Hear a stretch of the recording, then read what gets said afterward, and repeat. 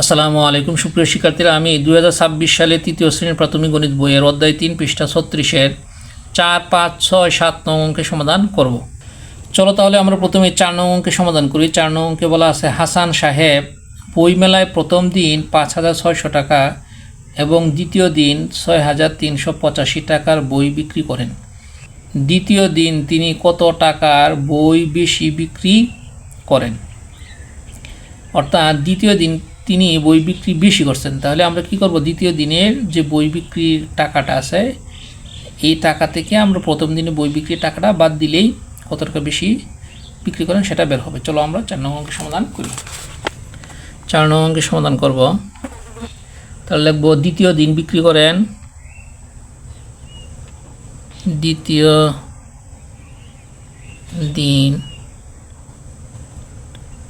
দিনে বই বিক্রি বাবদ আয়।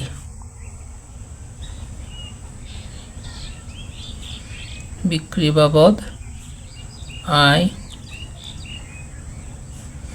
6,385 টাকা।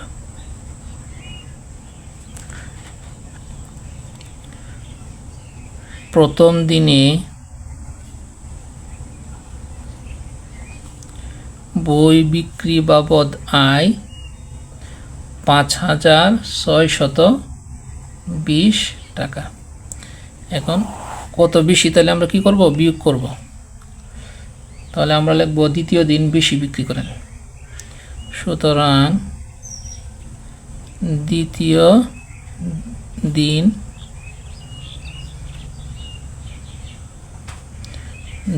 দিন বই বিক্রি বাবদ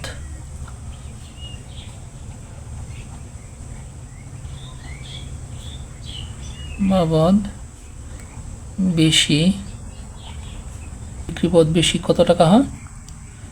আমরা যদি 5 থেকে 0 বাদ দিই তাহলে 5ই হয়। আবার 8 থেকে 2 বাদ দিলে 6। এখানে দেখো 3 নিচে আছে 6, তাহলে উপরে কত ধরতে হবে? 13 ধরতে হবে। 13 থেকে যদি 6 বাদ দেও তাকে 7। এই যে 1 ধরছিল, এখানে আইনা যোগ করতে হবে 6, তাহলে 6 থেকে 6 বাদ দিলে 0। আমরা জানি শূন্যের দাম নাই। তাহলে দ্বিতীয় দিন বই বিক্রি বাবদ বেশি কত টাকা? 765 টাকা। সুতরাং হাসান সাহেব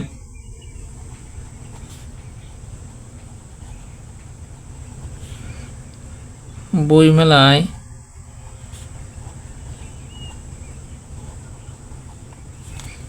দ্বিতীয় দিন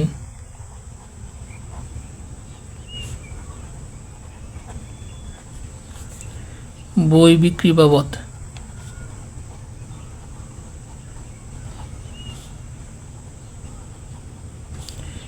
বেশি আয় করেন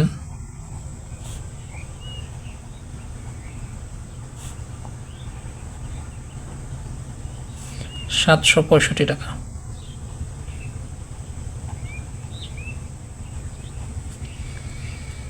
আশা করি তোমরা এই 4 নং অঙ্কের সমাধান বুঝতে পারছো। আমরা এখন 5 নং অঙ্কের সমাধান করব। নাজমা বেগম 1,560 টাকা নিয়ে বাজারে গেলেন। তিনি 975 টাকা খরচ করলেন। তার কাছে কত টাকা অবশিষ্ট রইল? তাহলে এই অঙ্কটা আমাদের কি করতে হবে, বিয়োগ করে রেজাল্ট বের করব। চলো তাহলে আমরা 5 নং অঙ্কের সমাধান করি। নাজমা বেগম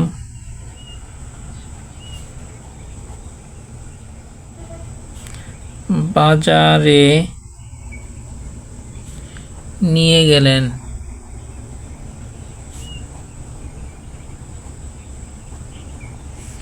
1,560 টাকা।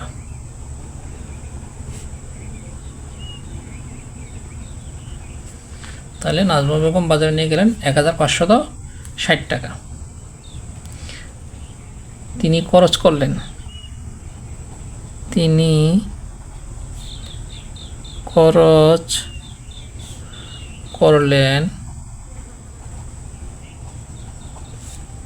975 টাকা।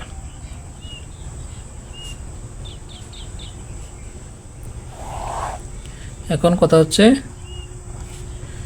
তার কাছে কত টাকা অবশিষ্ট রইল। লিখব, সুতরাং অবশিষ্ট রইল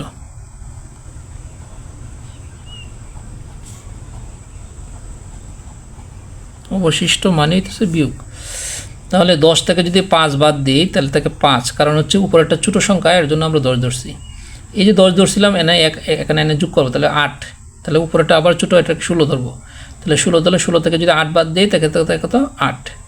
আবার যে এনে 16 1 ধরছিলাম, এই 1 এনে এখানে যোগ করবো, তাহলে 10, তাহলে এটা 5 সংখ্যা আছে, এটা যদি 1 ধরি তাহলে 15 থেকে যদি 10 বাদ দিই 5 থাকে। এই যে 1 যদি এখানে আনি, 1 থেকে 1 বাদ দিলে 0, আমরা জানি বাম পাশে শূন্যের দাম নাই, তাহলে কত হলো 585 টাকা। তাহলে আমরা লিখব সুতরাং নাজমা বেগমের কাছে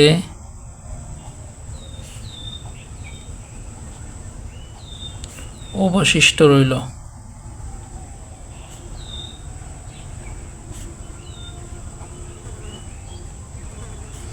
585 টাকা। আশা করি তোমরা এই 5 নং অঙ্কের সমাধান বুঝতে পারছো। আমরা এখন 6 নং অঙ্কের সমাধান করব। রহিম সাহেবের মাসিক আয় 18,550 টাকা এবং মাসিক ব্যয় 17,984 টাকা। তার মাসিক জমা কত? চলো আমরা এই মাসিক আয় থেকে মাসিক ব্যয় বাদ দিলে তার মাসিক জমা বের হবে। চলো তাহলে আমরা কি করি, এই অঙ্কের সমাধান করি। 6 নং অঙ্ক, তাহলে মাসিক আয়, মাসিক আয় 18,550 টাকা। মাসিক ব্যয়,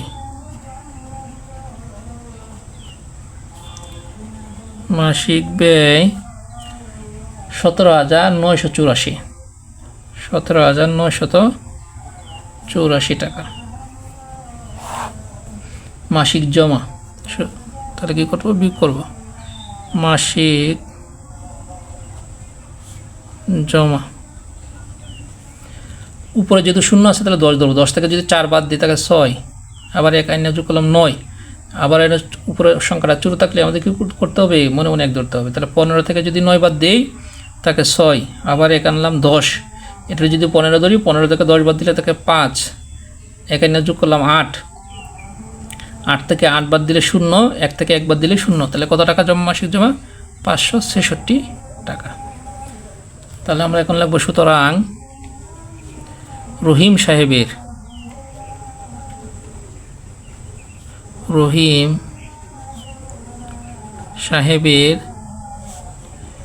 মাসিক জমা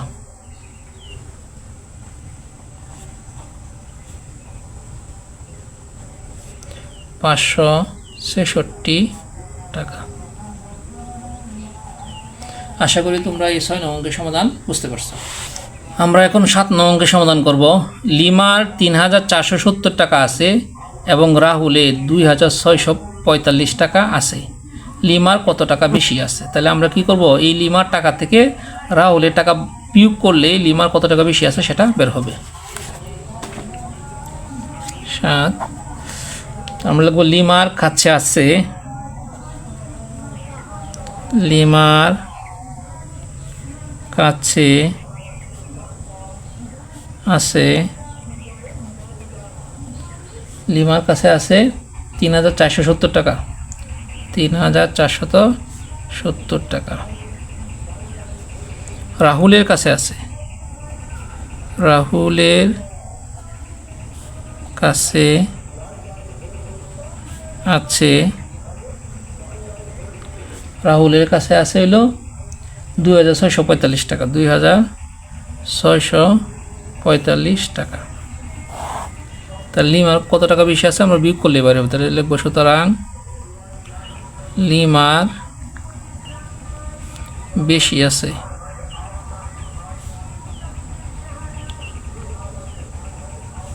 আমরা যদি উপরে 10 ধরি, কারণ যেহেতু 5-এর চেয়ে ছোটো সংখ্যা, তাহলে 10 থেকে 5 বাদ দিলে 5 থাকে, 1 আইনে যোগ করলাম 4-এর সাথে, তাহলে 5 হইল। 7 থেকে 5 বাদ দিলে থাকে 2, এনে 6 থেকে 4 কিন্তু ছোটো সংখ্যা, তাহলে 14 ধরতে হবে, 14 থেকে 6 বাদ দিলে থাকে 8, এখানে 1 আইনে যোগ করলাম 3, 3 থেকে 3 বাদ দিলে 0, তাহলে কত হইল, লিমার বেশি আছে 825 টাকা।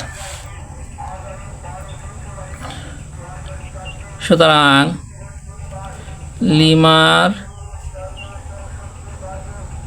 লিমার কাছে রাহুল অপেক্ষা বেশি আছে। রাহুল অপেক্ষা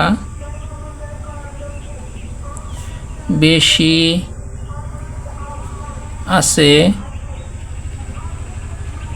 825 টাকা। সুপ্রিয় শিক্ষার্থীরা, আশা করি তোমরা এই 7 নং অঙ্কের সমাধান বুঝতে পারছো। আজকে এই পর্যন্তই। আমার ভিডিওগুলো যদি তোমাদের ভালো লেগে থাকে তাহলে অবশ্যই আমার চ্যানেলটি সাবস্ক্রাইব করে আমার পাশে থাকবা। সকলকে ধন্যবাদ। আসসালামু আলাইকুম।